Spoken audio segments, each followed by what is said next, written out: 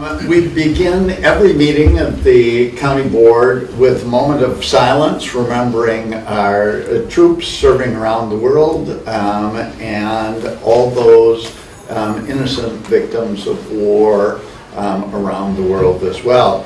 And Commissioner Stauber just pointed out to me that yesterday was National Purple Heart Day, obviously a really important day in remembering veterans. So with that, we'll follow it with the Pledge of Allegiance.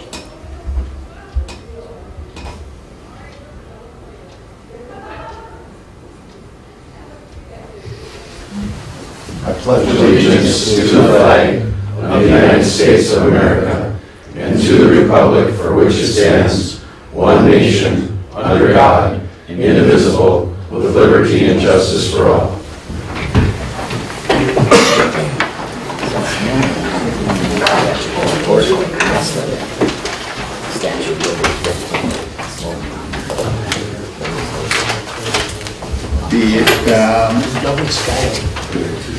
Just add one thing, which I'm sure many others have experienced, is about Purple Heart Day. My dad was one of those men and women who served in World War II as a navigator in a B-17 and was shot down over Germany and was badly injured and had a Purple Heart, which when he died, I found in his belongings, along with a series of telegrams from the era in which my grandfather corresponded with the Department of the Army to try and figure out where he was, because he was missing in action for 6 months, and that the power of that for our family. My dad never talked about his service, but it was and I knew nothing about those telegrams until I found them with the Purple Heart and his belongings.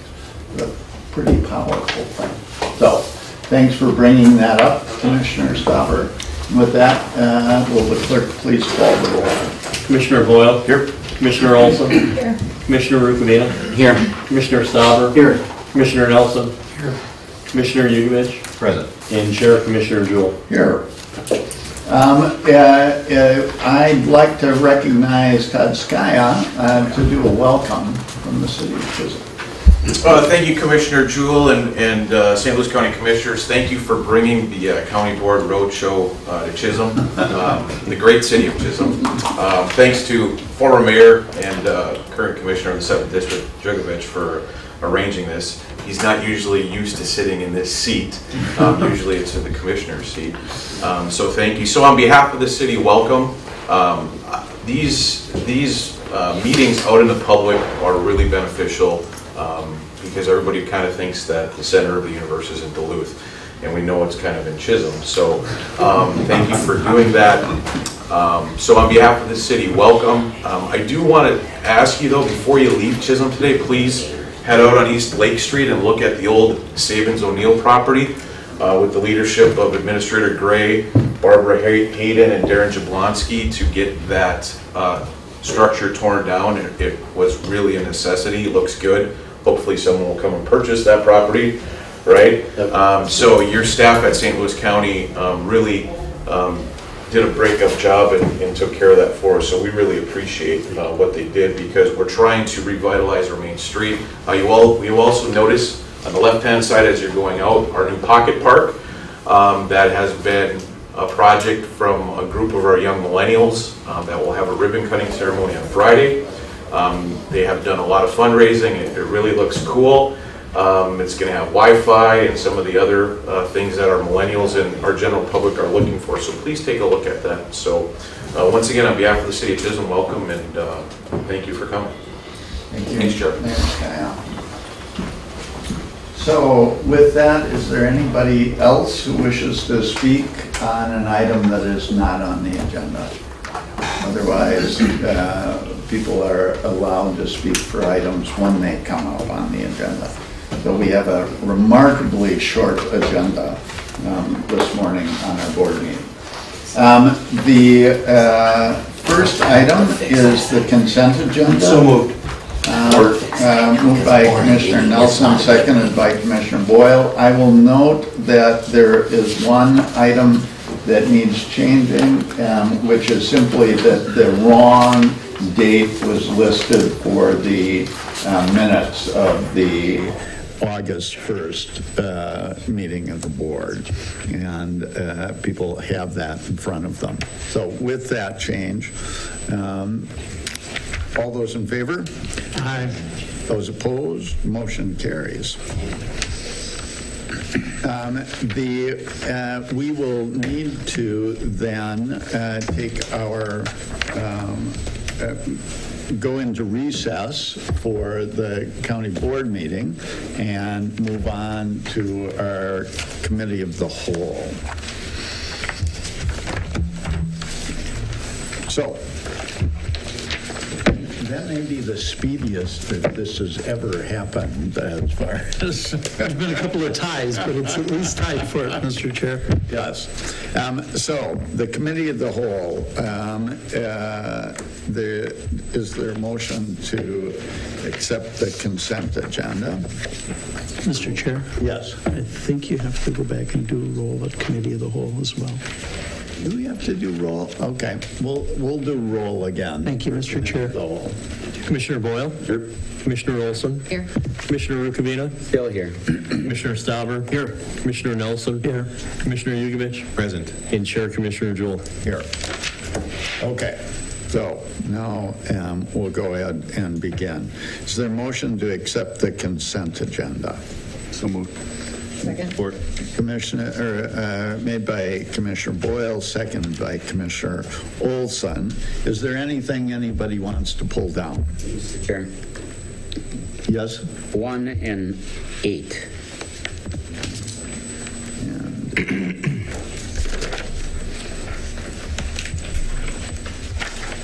Just to make the meeting more exciting.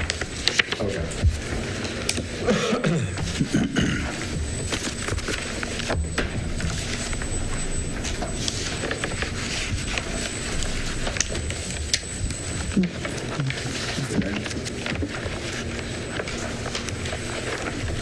So, all those in favor of the consent agenda with those pulled down, say aye. Aye. Those opposed, motion carries. Let's go ahead and I have Commissioner Rukavina take it. Move with the environment. Sure, I would move resolution number 17360. Is that a second? Second. Second. Yeah, there you go. Thank you, Mr. Chair and members. This is an issue that came up actually about a year ago at a Hibbing board meeting over at the Hibbing council chambers. And we have some folks in the audience that have proposed this.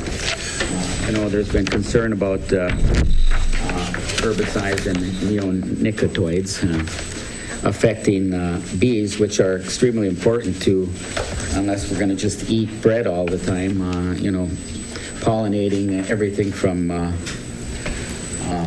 almonds and nuts to all of our different fruits, etc. So working with staff, Commissioner Jewell and myself were able to come up with a resolution that I believe has no opposition from, I don't think, anyone within the county. Everybody's looked at it from our land department, our purchasing department, our public works department.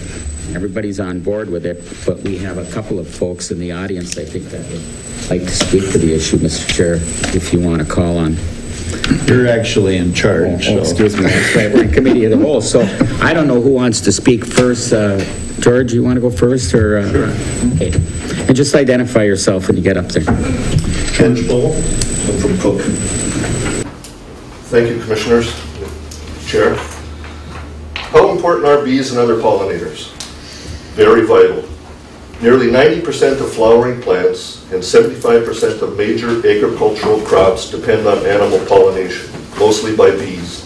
And without pollination, plants can't reproduce.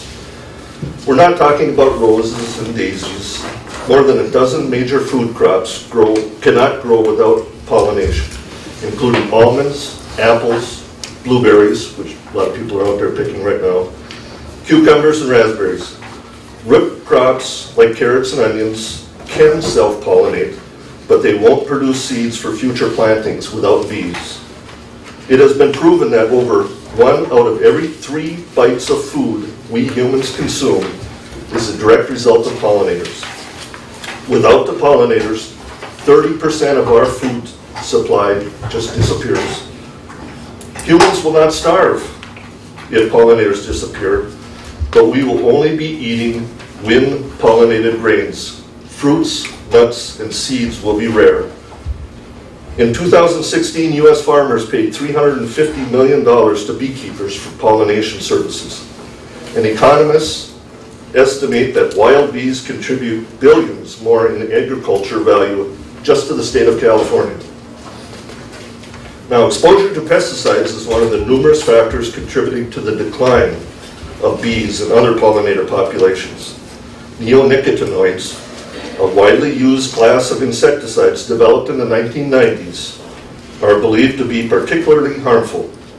Unlike traditional insecticides applied to the surface of plants, neonicotinoids are absorbed by the plant and in the plant tissue and can be present in the pollen and nectar, making them toxic to pollinators. Neonicotinoids are synthetic compounds that are massively more toxic than nicotine and tobacco and work by acting on the central nervous system of pollinators. Monarch butterfly populations have dwindled from about 1 billion butterflies in 1995 to only about 34 million today. And I have personally only seen 2 monarch butterflies so far this year. Now on March 21st of this year, the rusty patch bumblebee was listed as endangered under the Endangered Species Act, which is another large indication of an environmental problem. Now in July 2014, Shorewood, Minnesota became the first city in our state to pass a pollinator-friendly resolution. Since then, 26 municipalities around Minnesota have pledged to protect pollinators on lands they own and manage, including Austin, Shorewood, Stillwater, St. Louis Park, South St. Paul, and Andover, and others, as well as our 3 largest state communities, Duluth, Minneapolis, and St. Paul. Ramsey and Washington County and 2 school districts have also passed resolutions. Now, by fully supporting the resolution before you today, St. Louis County will highlight the importance of pollinators in our food and ecosystem and bring an increased awareness to the current situation with the effects of neonicotinoid pesticides. Not only will you, the county commissioners, lead by example, but will set a high standard that all county citizens can follow. Thank you for your time. I have to ask one thing. Yeah, I think there's a sign up there. If you can put your name and address, it's great. Commissioner Boyle. I just wanted to mention for the last month we've been, our family, I have 2 little girls, but we've been dragging a butterfly cage, a monarch butterfly cage around with us. So we were able to identify and grab some monarch caterpillars. And since then, I've been dragging the cage with you 24/7. So wherever we travel, we bring our little cage, and we've had 5 female monarchs go. We still got 7 more to go. So we got a bumper crop this year with the milkweed. Done that in other years? Is it more or less? No, it's this is our bumper crop this year, but it's fun. So with the monarchs, it's you're right. It's absolutely imperative we protect them as much as we can. But it's also our pet for about 2 months. They're carrying these caterpillars and chrysalis and then butterflies around wherever we go. So Interesting pets. yeah, cute. George, are you happy with the resolution? I know it's been worked on by you and others, so. I worked together with Jason Meyer of the Land Department, and it was a pleasure working with him. We came up with this resolution together, and we all agreed that this is a good start. We can obviously do better, but this is where we want to start. Yes, it was very good working with them. Any other questions? If not, do you want to come up? I think you have. Oh, sorry, Commissioner Nelson. I didn't see. Thank you, Chair, Commissioner Kavina. No questions. I have a little bit of a struggle supporting pollinators today because as I was cutting thistles last night, I was stung about 8 times. So there's still some pollinators out there, although these were wasps, not bees. But there's no question how important pollination is to the farming sector, and although that list of names that you read off, I don't see many friends of St. Louis County on that list of names that have already passed this. Perhaps St. Louis County can set an example for the northern part of the state. Thank you, Mr. Chair. Thank you, Commissioner. Anyone else wish to speak on it? No? Oh, yeah. And while you're coming up, remember to sign in and give us your name. And Commissioner Boyle, did you see any Moscow butterflies last night? Mules. Okay, just checking. Welcome. Thank you. Commissioners, thank you for your leadership in crafting this, and George also with this resolution. I'm really happy to see how you feel that the pollinator issue is important. And I just wanted to commend you on your leadership. And it has taken about a year for this whole thing to happen. And so it's interesting to see how, things, when you have an idea and you want to make an action on it, it takes a while and you have to be persistent. But I wanted to thank you for hearing us out on the issue and working with us in it. It's vitally important for our food supply and to continue to build the food web that we're trying to build here in the Arrowhead region. And this is a great first step in that process. So thank you. Thank you. Any questions? Any comments? If not, then we have 17360 in front of us. All those in favor? Aye. Opposed? Motion prevails, Mr. Chairman. Can you also take number 1 that you pulled down? If you would like me to do it at this time, I just, and I certainly support the effort on the cleaning up all of our buildings, as Mayor Skaya pointed out, and these in Eveleth I know are eyesores also. But again, I was wondering, the bid went to a firm from Bemidji, which, how I've always been very parochial about keeping our county money in the county. Do you want to move it? I guess I'll move it, and I think, Commissioner Nelson, would you like to move it? I'll support it. I'll second it. But I was looking at the bids, and the second, number 2 bid to this company that was awarded it from Bemidji is about $50,000 more, and then the rest of them are basically double. And it puzzles me because we've had this discussion, and maybe somebody can refresh me on the project labor agreement for our buildings on a demolition. Did we not recently, maybe Attorney Rubin can help me, did we not set a lower number, or Administrator Gray, what we did when we were having a discussion on the tear down across from the Northland building? And so Administrator Gray, can you enlighten us a little bit on that? Sure. Maybe? Thank you, Commissioners, Mr. Chair and Commissioners, and for Commissioners and those who are here viewing today's meeting. The action before the board is a request to award a contract for the demolition of 2 buildings on Grand Avenue in the city of Eveleth, formerly known as Tuna's Bar and Bill's TV and Audio. This was the board resolution to demolish these projects was made actually in September of 2016. The bidding process was delayed in order to seek out funds from the IRRB to support in the demolition costs. That process was not successful and took some time, so now we have bid out the project.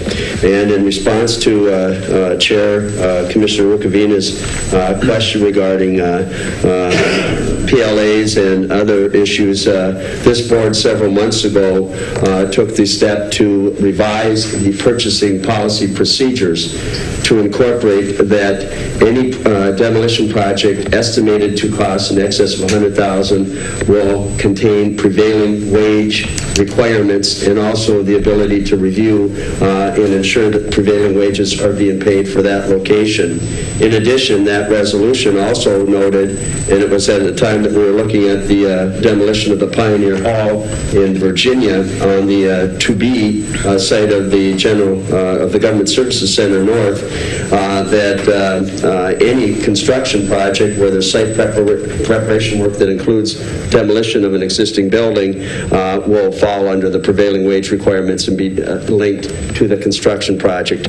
In this case, I did clarify with Director Hayden's team and Darren Jablonski and Land Commissioner Weber that consistent with our purchasing policy guidelines, prevailing wage requirements were part of this package. The bids, there were 5 bids that ranged between approximately the $76,500 low bid from Carleton Companies, which is proposed to be to the board today, to almost $200,000 for the final bidder. The second bidder, which was a locally geographically based firm, was approximately $50,000 higher.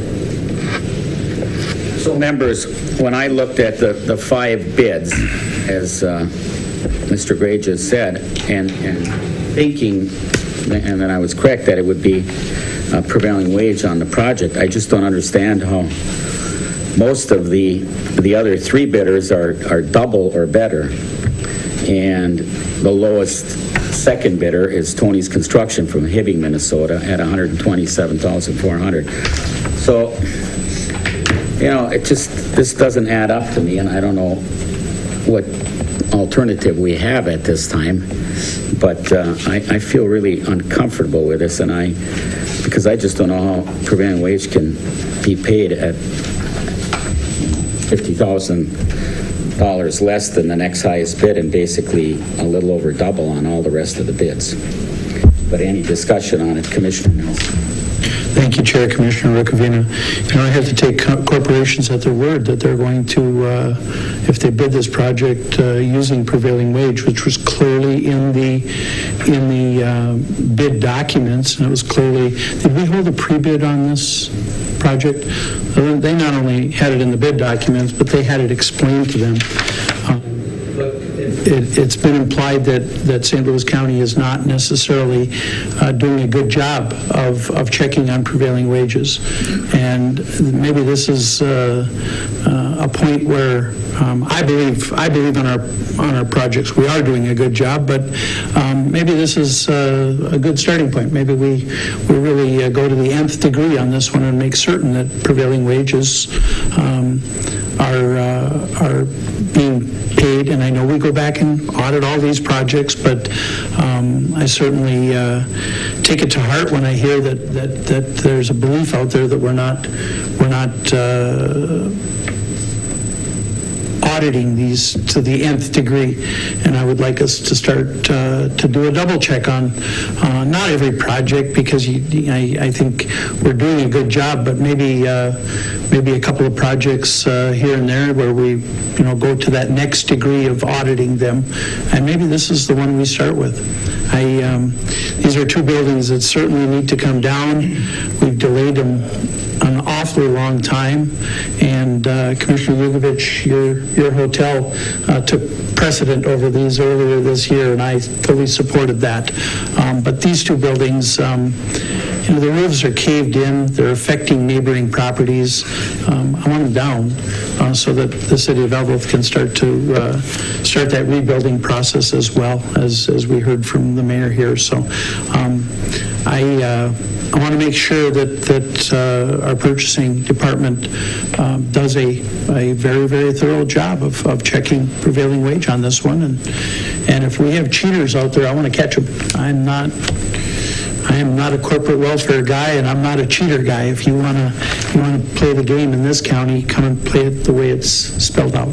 Thank you, Mr. Chair. Commissioner, I totally agree with you on the fact that those buildings are in shape and need to come down.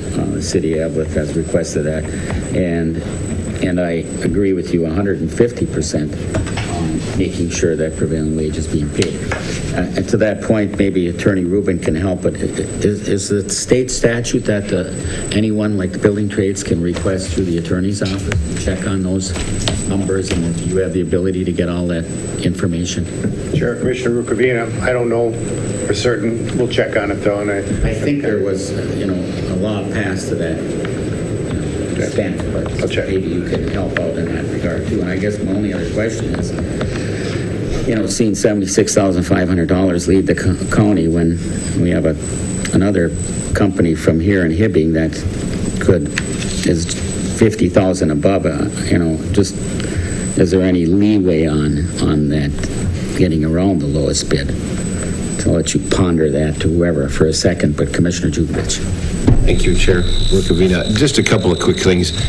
I believe these buildings need to come down. Obviously, we've had a situation here in Chisholm and all over the range where these buildings become unsafe, and it's critical that they come down. On the flip side of that coin, we also want to make sure that everyone plays by the rules that are set forth. We want a fair and even playing field, and whatever we need to do to make sure that happens, I do think that falls upon us, and it's our job to make sure it does. One question I would have is, if someone is found to be breaking the rules, not playing by the rules, whatever you would like to call it, what happens? Attorney Rubin, would you care to take that, or Ms. Visco, whoever wants to address that? Who's best to it? Donna? To help them, I'm going to get out of here. Donna Visco, I'm the procurement manager for St. Louis County. When we require prevailing wage, we have a statement right in our solicitation and right in our contract that says that they have to hold those records, and we can ask for them at any time. If we find an issue, we report it to the Department of Labor, and the Department of Labor gets involved at that point. So that's how that's handled. And who usually does the requesting for you to look at those? We do it. That's something purchasing does. So if the Commissioner Nelson's mind, is it done periodically, spot, or is it done most of the time? Most of the time, we don't do it. If we have a brand new vendor that comes into the area that we haven't used before, we're going to be more apt to get those records and double check, just to make sure they're understanding they are using the St. Louis County prevailing wage and not something else. So this one you will be? This one we had planned on doing that anyway. And I don't know what, we can do at this point, but I just thought I'd bring it up to you because when I looked at the numbers, it kind of jumped out at me. Commissioner Stauffer. Thank you, Mr. Chair. At this point, I'd like to make an amendment that the prevailing wage will be followed, and that you will check on that in this case and report to us during the construction. And at any time you find that they're not, it's reported to us immediately. Commissioner Nelson, is that a friendly amendment to you? I'll support that, yes, absolutely. I can't remember who the second was. You. I support it too. Okay, any other discussion on it then? All those in favor, say aye. Aye. Opposed, same sign. Motion prevails. Okay, next is under finance and budget. We have two items, one pulled down. Commissioner Nelson. Thank you, Chair Commissioner Jewell. The item that we have in front of us under the Finance and Budget Committee under the regular agenda is the purchase of sheriff fleet vehicles, and I would move it. Is there support? Support. And moved and supported. Administrator Gray, could you please bring us up to speed on this? Thank you, Mr. Chair. The action before the board is to approve the purchase of 3 fleet vehicles for the Sheriff's Office. The fleet vehicles specifically are described in the board letter. The nuance here is that this board previously approved the purchase of 17 vehicles As we revisited the specs, 2 of the 17 vehicles, alternate specs were a better fit as we finalized our look at fleet requirements. So as you will note, there are 2 of the vehicles are actually just a different spec that was presented to the board several months ago. In addition, there's a request for an additional vehicle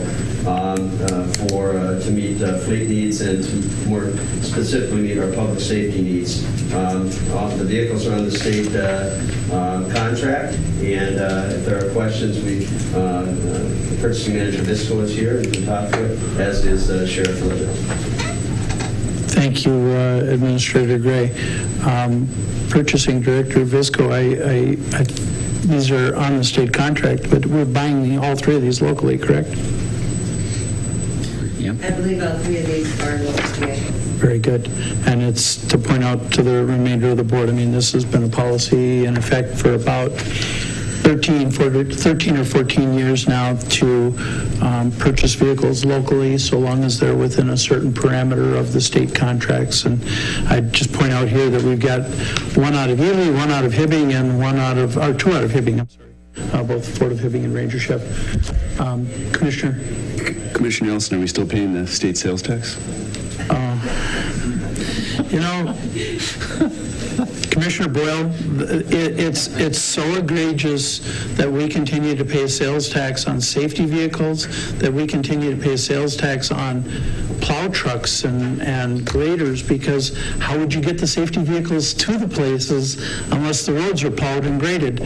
But no, we continue to pay that revolving tax so that the people of St. Louis County are taxed twice, 3, 4 times. Yeah, we do continue to pay the sales tax. Thank you, Commissioner Boyle, for pointing that out and ruining my day. With that, Commissioner Rukavina. Sure, I'd be remiss to point out that we have a brand new sales tax in St. Louis County that's a few years old that we tax our citizens for the roads at the tune of $8 to $14 million a year too. So nobody likes to pay taxes, and in this case, it was a swap. I remember when Governor Carlson was in office, we had some budget problems, mostly because of escalating costs in public safety and health and human services. So the choice was huge cuts in local government aid, which affected all of our cities and county, this county in particular, and all of the cities in this county, or this sales tax. And we came out way farther ahead on a sales tax on local units of government than cutting local government aids to all of our cities, which Duluth got a huge amount, and so did every city here, and also St. Louis County at the time. So that was the trade-off, just for a point of history. It's still not right, and I agree with you, but it was a trade-off and saved our towns and county millions, tens of millions of dollars. Thank you, Commissioner Rukavina. I'll acknowledge compromise is a good thing. It's just that every time there's a compromise, we seem to take the hit. So, sure, in this case, we did. Yeah, very good. With that, seeing no further discussion, all those in favor signify by saying aye. Aye. Opposed, same sign. The motion is carried. The next item in front of us was pulled down from the consent agenda. It is a construction services agreement for the North Impound facility. A long time coming, and the company is Max Gray Construction out of Hibbing. Commissioner Yugovich, would you like to move this one? Very much so. Moved by Commissioner Yugovich, supported by Commissioner Rukavina. Administrator Gray, would you care to frame this issue for us? Well, thank you, Chair Nelson and Commissioners. The action before the board is to authorize a construction contract with the apparent low bidder, Max Gray Construction of Hibbing, for the construction of the new North Impound facility to be relocated, if you will, over by the recycling operations in our environmental services area. This is a lot of effort by environmental services, purchasing, land and minerals, and obviously the sheriff's office to identify the needs for this long past due project. The original intent, if the board recalls, was to try to recreate and improve the impound lot at the current location. That wasn't feasible for a number of reasons. So again, the action before the board is to approve the issuance of the award to Max Reconstruction, the amount of approximately $476,000. This will be funded by Fund 400, which is our capital improvements project. I would note that approximately a third of the project was contributed to by the sheriff's office through his forfeiture and operating budget savings. So that was transferred into our capital account, and the entire funds will then be funded through that account code. But the action before the board again is to award the contract to Max Construction, the amount of $476,600. Thank you, Administrator. Commissioner Ricavino. Mr. Chair, again, no problem with this. I know we need an impound facility. I had talked to Administrator Gray yesterday to just get an understanding of what the actual dollar amount was in the Fund 400, and he informed me, as he said, that capital project budget is 2/3 of the $476,000. I thought the board would be interested in noting that 1/3 is coming from the forfeiture fund. So I knew that the forfeiture fund was there, and it was probably the reason we have the impound on it because of crimes, but a lot of forfeiture vehicles too. So I'm glad we got a little bit of contribution from our sheriff's budget, who helped us out on this project. So, you know, I just wanted to bring that to the attention board that this is also forfeiture money, which I think is a good use of the forfeiture money for this impound lot. Thank you, Commissioner Ricavino. Mr. Chair, Sheriff, you got any more money in that forfeiture fund? We could get a little more into this project. Commissioner Ricavino, is it to this concern? Yeah, it's asking. Any more money in that? I'm going to give the sheriff an opportunity to answer that if it's to this concern. Sheriff Lippman, thank you for coming today. Thank you, Mr. Chair and Commissioners. To your question, Commissioner Ricavino, I wouldn't want to dedicate any more funds from the Sheriff's Office forfeiture fund to this project and leave ourselves short for other equipment needs as the year goes on. And really, I have to give some note and credit to some other entities that have helped contribute towards this project. Most of the forfeiture funds that are going towards this project were dedicated as a result of the board members from the Boundary Waters Drug and Violent Crime Task Force taking funds from both the state and federal forfeiture account to put towards this project. The federal forfeiture dollars came from the Manso Music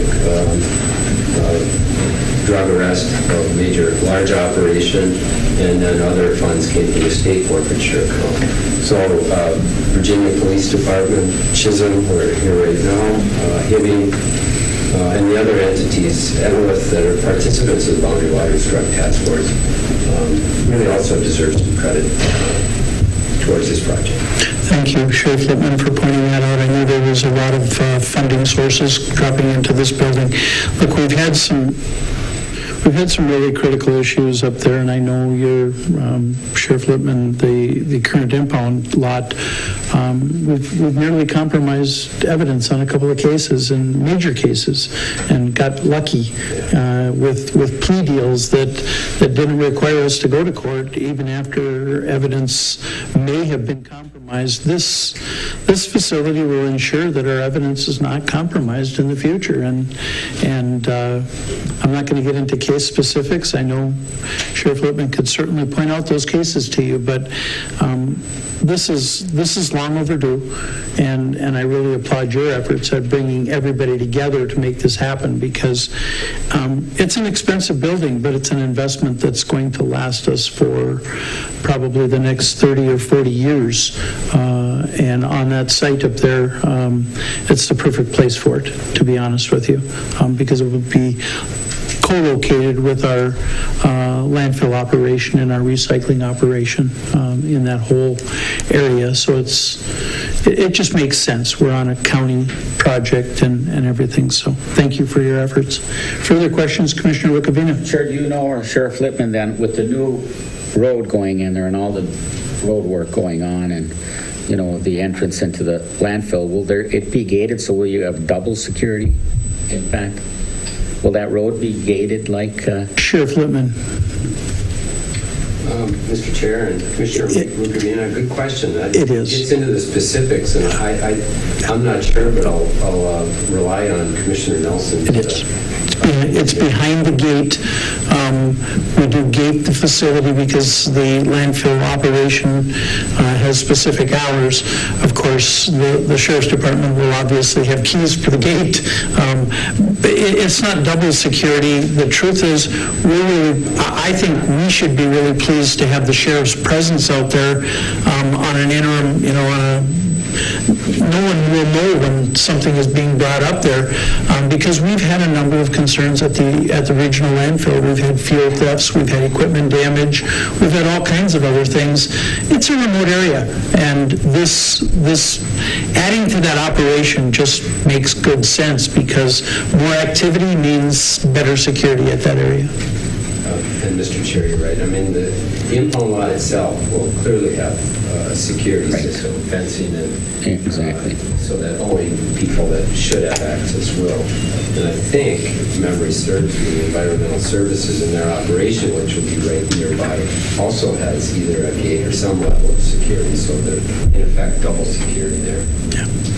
We're pretty confident we're going to alleviate a lot of the issues that we've had in the past. Thank you. Mr. Chair. Thank you, Sheriff Lippman. Commissioner Rukavina. We can talk offline. What do you need? Okay, well. Thank you, Commissioner Rukavina. Thank you, Sheriff Lippman. Administrator Gray, do you have anything further? Chair Nelson and Commissioners, I mentioned a number of stakeholders, and I'm so glad that the Sheriff talked about the forfeiture account a little bit more because our external partners and stakeholders are a big part of that, and of course fighting a bigger mission of this board's focus on substance abuse and addressing that. But as I talked about the departments internally that worked on this so hard, the major player is property management. I neglected to include them, and they've been working with Director St. Lawrence and obviously Sheriff Lippman and his team to come up with the right answer in the right spot at the right time, and we think this reflects that. Thank you. Thank you, Administrator Gray. For the remainder of the board that's not as familiar necessarily with the North Landfill facility, we do have cameras, we do have alarm systems, and it is gated, but it is a remote area, and so we welcome the additional activity, I believe, should be welcomed up there. With that, and seeing no further discussion, all those in favor signify by saying aye. Aye. Opposed, same sign. The motion is carried. Mr. Chair, that's all I have under the Finance and Budget Committee for today. I would like to ask one question, if I may, of our purchasing director, and I was remiss in not doing so during the consent agenda, but under item number 5, the award of grader blades, cutting edges, we'll be able to, and I don't need this information right now, but we'll be able to get all product of U.S. origin. I know we've had some troubles with that on certain components just aren't made in this country, but it's been a while since I asked that question, so if we can get that information back to the board, I'd sure appreciate it, Mr. Chair, regarding those purchase of steel products. Thank you. Thank you. I think what we'll do is we'll take a 10-minute break here and then reconvene as the board in 10 minutes. Follow up on it. So, Greater blades. U.S. steel. Steel of domestic origin. yeah. Okay.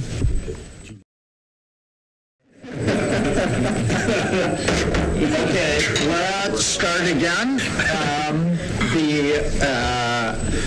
We'll reconvene the county board meeting for August 8th, and we will be two things. One, it's been mentioned that I didn't ask for commissioner comments at the end. I purposefully didn't. I thought we'd do it at the end of the board meeting today.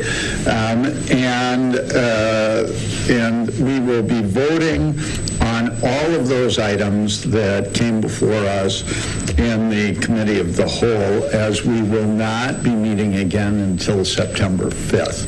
Mr. Chair, I would move the consent agenda. Good. Thank you. Supported. Is there any further discussion? Hearing none, all those in favor signify by saying aye. Aye. Those opposed, motion carries. And with that, I'd look for commissioner comments and discussion. Commissioner. Thank you, Chair Jewell. Over the past number of weeks, we've had a number of discussions amongst staff and labor, and we are, I think it was a good opportunity right now to have a discussion about where we're going with our chip sealing and our PLAs. I know everyone's had the conversation, and I just thought we'd, take this opportunity to get the information out. What we have talked about doing, and Commissioner Nelson, you can anytime I can use your help on this one, is we're going to have a pilot as far as PLA goes. In fact, Jim's here too also, that's very helpful. A pilot for PLAs where we're going to bid PLAs for 2018 relatively soon, is it not, Jim? January. I mean, we're not too far away, so we've got some time to work through it, and I just thought we would go through this and open it up for discussion. Commissioner Nelson.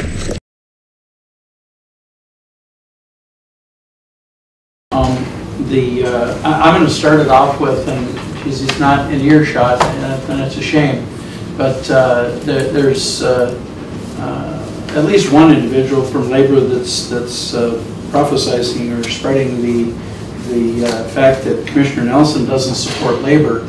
And to that, I would just tell anyone in labor, if $370 million worth of projects under PLAs isn't supporting labor, then you need to find somebody else. But this commissioner supports labor, has since day one. Now, with that said, we have some work to do, but let's be straight with this deal. If we bid these chip seals out with project labor agreements, and it succeeds, great, absolutely great. But if we bid it out and it fails, we're going to be right back at this very same position. And the fact of the matter is, I know two commissioners that spent a ton of time a couple of years ago. I even got to the point of begging construction companies to go into the chip seal business, to start doing some of that type of work. I know a commissioner that actually tried to start up a company with a gentleman to do chip seals and bid them with project labor agreements up here. It's, as of next year, it's going to be a much smaller component of what we do. I think 94% of our projects are going to be bid out with PLAs. 94% of all St. Louis County projects. We are the only ones in the United States of America. If you can find somebody that's doing more than that, then by gosh, I want to know about it. But the commitment to local labor is there. It's been there for, well, at least the last 11 or 12 years since we put that into effect. And quite frankly, it's been there a lot longer than that, because I believe it was in the 70s when prevailing wage was passed. In the 70s. And this county has stuck with that all the way through. That is the support of local labor. We also support local business. This county has a buy domestic steel. You heard me ask that question earlier. This county has a incentive for our dealers to buy or to bid on our cars. You know, when I came on this board, do you know that we bought 80, 90%? Please go back and check. 80, 90% were bought off the state contract. They came out of Houston County. They came out of the Metro. They came out of every place else. We've asked our local business people to step up too. But 100% of anything is a pretty high bar, folks. That's a pretty high bar. 100%. We're not going to get there. We're not going to get to 100%. But I think 94 is, I think that's a commitment. And the truth is, we're going to drop off next year to somewhere in the neighborhood of 50 million or somewhere in that neighborhood where we will plateau. We're going to stay there. Look, to my friends in labor, and I hope I still have friends in labor. Like I said, I've heard a few rumors out there. That's just wonderful. But this commissioner is not going to get kicked around. But to my friends in labor, come with me the next time I go to Washington. Come with me the next time I go to St. Paul. And let's get that pot built bigger. The fact of the matter is, we lost a couple $1 million under a little tweak to federal legislation on the Superior National Forest. We lost another $6 million because the fact of the matter is when they hand the money to MnDOT, it doesn't always find its way to St. Louis County. So my challenge to my friends in labor, let's go out and try and build that pot. Because the federal government hasn't done diddly in the last 8, 9, 10 years. All we've seen is cuts from the federal level. We heard earlier, Commissioner Rukavina, I know you don't like sales tax, but I got to tell you that without that sales tax right now today, our roads in our county would still be going downhill. And the fact of the matter is the maintenance is going the opposite direction. And it's going that way because we have invested money. We took a chance. And financially sound, look, we couldn't have even taken that chance if it weren't for the hard work of Auditor Dicklich, Linnea Mersch, and others to get us to a AA+ bond rating. Folks, this county is run well. It is run well. I will put this county up against any of the other 86 counties in this state any day of the week in how we're run. And yet I continue to hear the constant criticism of what we're trying to accomplish. Road safety. Did we have a death last year on county roads? I don't think so. We've had several this year, unfortunately. But road safety has been a priority for a lot of years. Now we need our partners to step up, and that is the state and federal government. And we need them to leave us alone. It's one of my big concerns is I want them to leave us alone. This is one of the very few counties, if not the only county in the United States that has PLAs on federal projects. Stay out of our business. We're doing a great job up here. We're using local labor, we're using local contractors. The message to them is start participating. That's the federal level. The state, every year we're promised a transportation package for rural Minnesota. When was the last time we saw one? So for all of my friends in building trades, I'm going to lockstep with you, and let's get out there and let's get down there and let's start telling them, no, put your money where your mouth is. Put your money where your mouth is. Start putting dollars into infrastructure-related projects, roads. And I'll pick a little bit here, and I'm sorry to my fellow Duluth commissioners. I'm sorry. When I see North Shore Theaters and I see all of these other things coming in front of it, Miners Memorial Building, coming in front of a transportation package. In front of a transportation package out of our state legislature, folks, we should all be insulted. I'll stop with that. Sadly, rural legislators tend to vote against taxes that would support road building. So it's a kind of a problematic issue that we haven't been able to solve. One other thing, I'll just note that it's wonderful we have 0 deaths on the roads.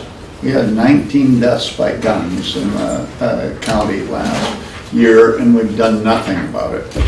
And I know there's the Second Amendment, and so we gotta have Second Amendment stuff, and we gotta assure that guns are in everybody's hands. But we should do something to assure that there's zero gun deaths in the county as well. And I will be the lone voice about this, and people get irritated with me for doing it. Jim has heard me do this when he comes up with zero death, and I keep saying, and we don't have zero deaths with guns in the county. So, Commissioner Jugovich. I just wanted to reiterate a couple things I started on. I want everyone to understand how this project is going. My idea is that what's most important to me is keeping our locals working. And if we have the ability to do that through the PLA and we get people to bid these jobs, that's great. If not, we'll know. But do you, Mr. Chair, do you think it'd be appropriate if Jim maybe gave a quick explanation on how this is going? Because I don't think the public is really aware of what our pilot project is. I know we've had the opportunity to have conversations and get understanding of where we're at, but I don't know if the general public will. They understood that there's a pilot project, but that isn't very informative. So I have to say, I think we're pushing at the edge as far as, it's real. You brought up an item that's important, but it wasn't noted as an agenda item, and so I think inviting people from the public to get up and talk about it is pushing the edges. I would say that what we should do is at an upcoming committee of the whole, have this on the agenda and have it as a discussion piece at a time specific. And it'll be a clearer way to have the discussion. Then everybody knows we're going to have it, but I'm at a question. First I have Commissioner Boyle. Commissioner Jewell or Chair Jewell, that was my question, is whether we want to move forward with this at a meeting, get a little more meat and potatoes on it, would make more sense. Yeah. And I'm sorry if Director Vesey is here for that purpose, but I just think it's we're pushing the edge. Commissioner Nelson. Mr. Chair, I would only ask this of you. I guess we do have some folks here who came here specifically to at least and possibly address us on this issue, you know, this was originally going to be a resolution of sorts brought here. Commissioner Jugovich, I believe Commissioner Rukavina were both involved in that, and you know, with Director Faldesi doing the agreeing to do the pilot, I would hope that we can at least afford those individuals that came here specifically for that an opportunity if they would care to address us. Thank you, Mr. Chair. Mr. Chair? Yes. You know, I was under the impression on the committee of the whole that we could bring things up and people could comment on it. And so that's the process here, but you know, if I could just say this, I mean, I've been asking to address the issue of chip sealing since I heard about it 2.5 years ago, and Commissioner Jugovich, to his credit, has been asking, I recall, for a workshop several times to discuss this issue. And so far, you know, nothing has happened on it. And I brought it up in Leonidas and kind of got scolded by my good friend over there, Commissioner Stauber. But, you know, it's been an issue that's been around a long time. And you know, the fact of the matter is, we do get a lot of help, Commissioner Nelson, from the state and feds. We have a $383 million budget, of which $126 million is local taxes, and the rest of it, the other $250, give or take a few million in fees, etc., comes from our federal and state partners. So could we use more? Are there mandates that hurt us? Yes, there are mandates that hurt us where no money follows the mandate. But when, you know, over 2/3 of your budget comes from other sources, and I don't know what those numbers are in Director Foldesi's coffers over there, but I know he's got an $88 million, I believe, or $83 million budget, of which $14 million now is coming from sales taxes, which, Commissioner Nelson, you are correct. Sales taxes are a regressive tax. but I've supported the effort to use some of that money for bonding over the last couple of years.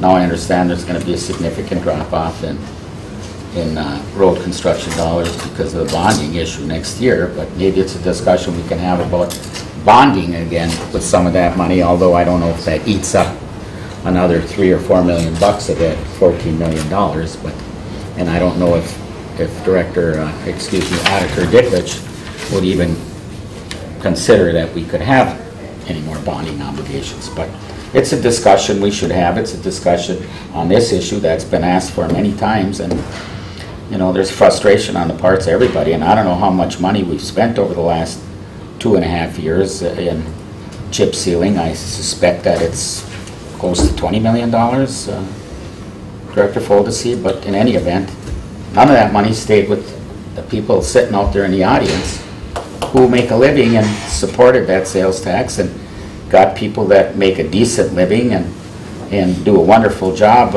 in the building trades. None of that has stayed with their members here in St. Louis and Itasca and where all these other workers live right around here. So that was an issue. With that, I'll keep my mouth shut. And we're going to take a momentary break. I want to discuss what we should do. I feel like we've really shot off in a direction that I'm not sure we should do. So we'll take a break. I didn't even mention the fact that there's a chip seal jihad going on here. Read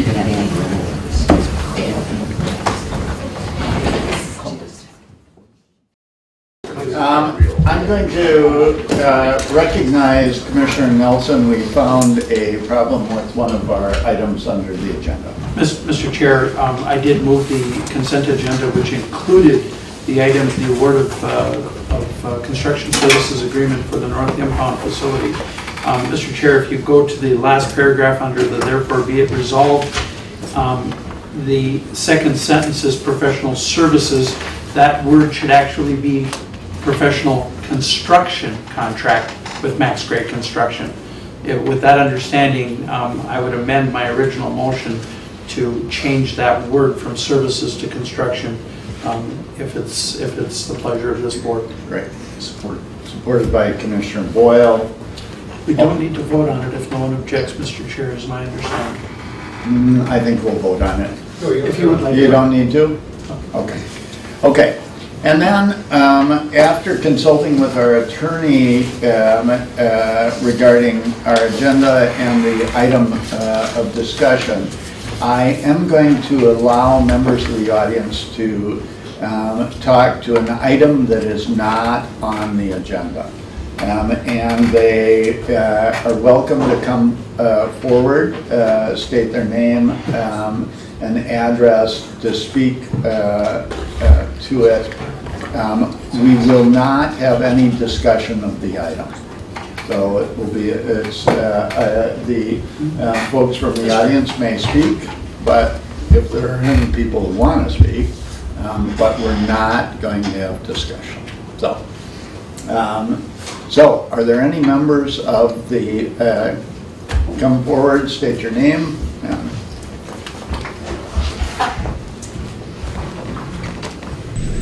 Mr. Chair, Commissioners, my name is Rick Canada, 2601 6th Avenue East, Tipping, Minnesota. I'm Vice President of Iron Range Building Trades, President of the Labor's Local 1097, a lot more titles. But first of all, Mr. Chair, Commissioners, thank you for talking about this subject again. And thank you for the time that I've spoken to all of you Commissioners with one of my co-workers. So appreciate the time you took to listen to us in that. You know, a couple years ago, like I said, you know, you guys came to the building trades to help push the sales tax. We, you know, stood by you guys in that, and that's fine. This issue, to me, it's not about union and non-union. It's about the guys out there that are working Sunday afternoons from 5 o'clock, 10 o'clock. Something's going on with this chip sealing. You know, our local contractors up here, they don't want to bid it. I understand that. You know, I know some of the commissioners, Commissioner Stavers talked to people, Commissioner Nelson, Commissioner Rukavina, a lot of other people. Our local contractors, for some reason, don't want to get involved in this. So we're getting these contractors from out of state, out of the area. My biggest thing is I appreciate wherever we go with this, the pilot program or whatever. There's something going on that these contractors that are coming in Hermantown, you had 5 bids on this chip sealing that went out in Hermantown. It was $2.some million. 2 were from Wisconsin, 1 was from St. Cloud area. We get the calls on a Sunday afternoon from people, citizens, union workers, non-union people, wondering why they're out there on a Sunday. You know, and I've talked to all the commissioners about this. None of our contractors, our Uhlans, our KGMs, our Northlands, they give their guys 1 day off a week, which is a Sunday, to day of rest, whatever. These contractors at 5 o'clock on a Sunday afternoon are out there doing chip sealer. They have younger college kids, and like I said, this isn't union against non-union. This is about what these people are getting paid, and if they're making the right wage, and where's this money going? And I've talked to all the commissioners about this. We had a problem like this in Hibbing with a company called HydroClean. We do everything under a PLA. Anything over $150,000 under a PLA. The HydroClean came into our town. They signed the PLA. They signed their guys up to work union and with the operators. That money went into the fund. They're not union anymore. They went back to Iowa, but that little bit of money they paid into the pension and health stayed in the state, was spread out to help the guys that didn't get the job on the line. So if their insurance is running down or their pension or something, to put that money back in. My biggest problem, and I appreciate the time that you commissioners spent listening to us, my biggest problem, and you can't accuse someone of cheating till you find it, they're exploiting their workers. And that's just the bottom line. They're coming in here, and there's no way you're working on a Sunday 12 hours a day, you know, starting at 6, 7 in the morning. And then they're taking this money back. Just yesterday, I was dropping off some clothes, and this doesn't have nothing, well, it has something to do with what's going on. At L&M in Hibbing, I see HydroClean truck pull up to Super One store, so I go to the hotel where I know they stay at. I see another company now, P Paving, that's chip sealing, and said they have 4 belly dump trucks, Minnesota plates on, never heard of them. Now they're up in the area. And that's what's going on with this chip sealing. And that's why I appreciate you're going to do a pilot program, but there's something going on if these people are not agreeing and they don't want to do stuff or bid stuff when there's a PLA in place. I meant, it's just, like I said, you can't accuse someone of cheating, but there is something going on. If companies will not do it if it says PLA, that's all I have to say about it. I appreciate your time and appreciate you guys looking at this again. Like I said, this isn't a fight between our union contractors or non-union. This is about the guys and women that are working on these jobs that somehow, like I said, I can't. We get paid stubs, and we'll find out what's going on. Thank you. Rick, can you sign in for you?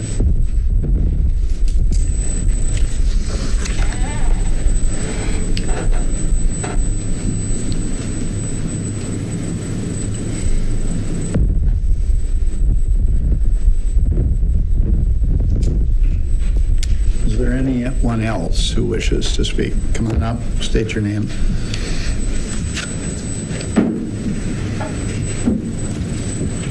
Mr. Chair, Commissioners, I'm Dan Snidrich. I'm a business field rep for Local 49 Operating Engineers. I work out of Virginia.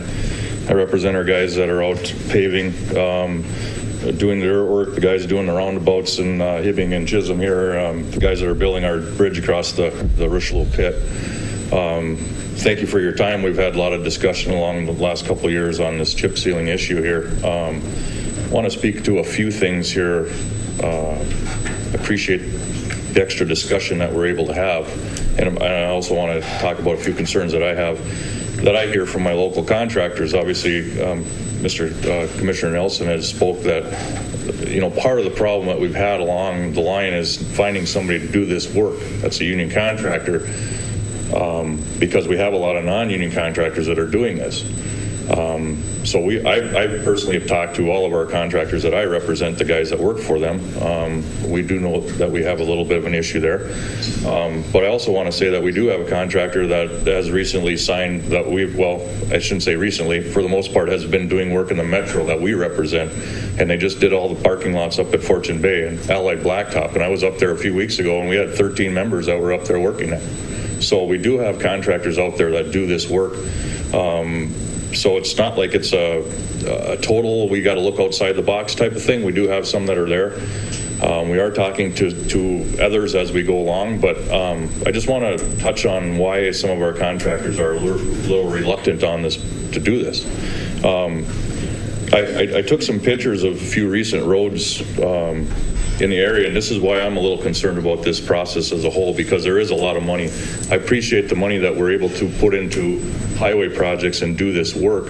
I took some pictures of three roads that were recently done, and as a matter of fact, 2 of these roads were done on a Sunday last summer, close to 4th of July. I was actually coming home from my camper with my family that weekend, and I seen the road signs up, and I thought, geez, that's odd that these guys are working on a Sunday. So I actually investigated a little bit myself.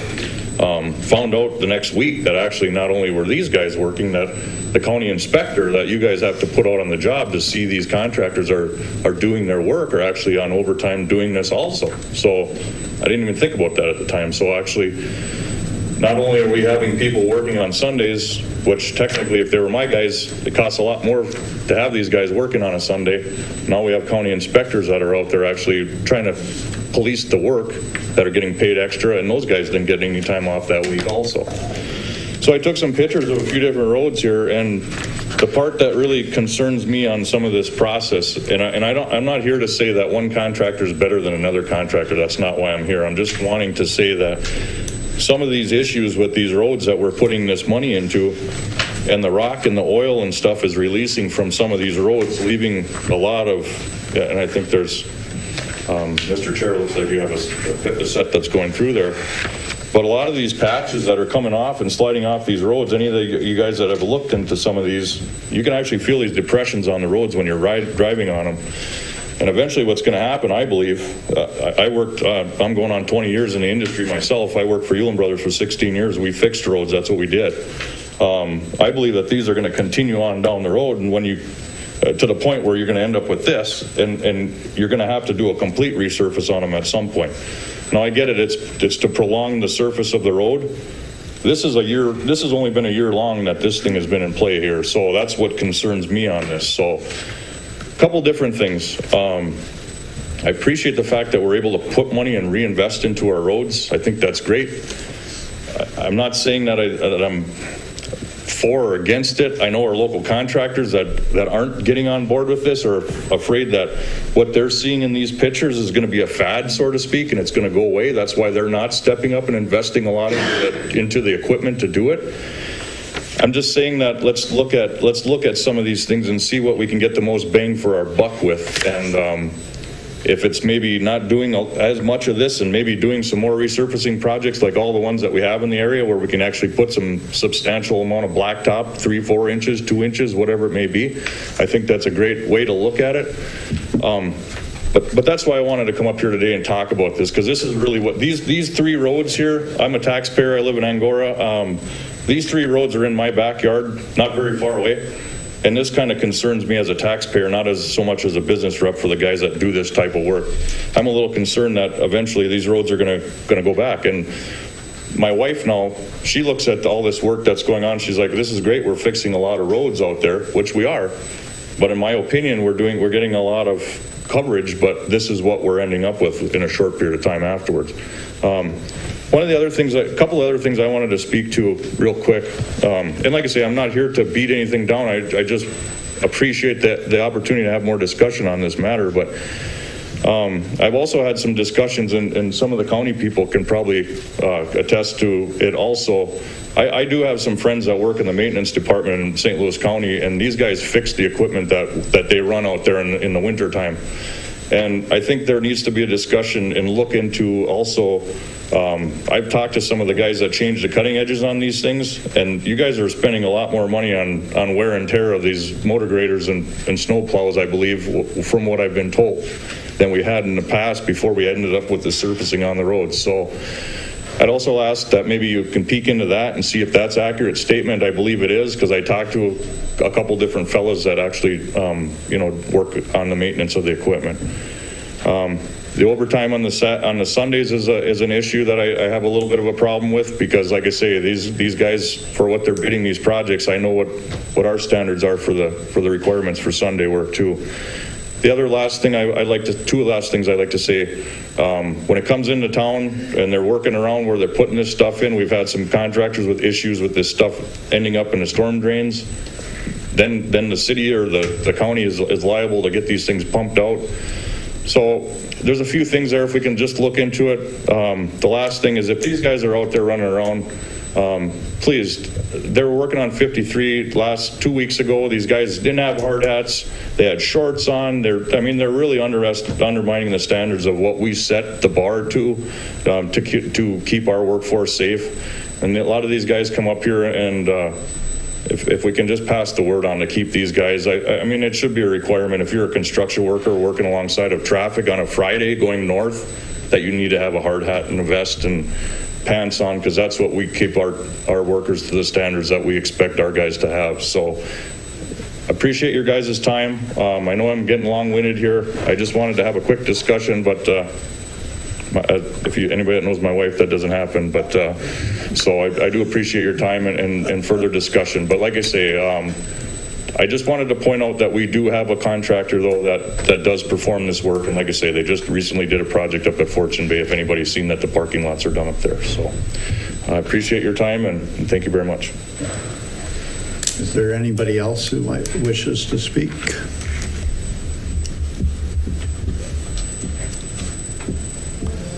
Okay, with that, are there any other items for discussion that do not involve this item?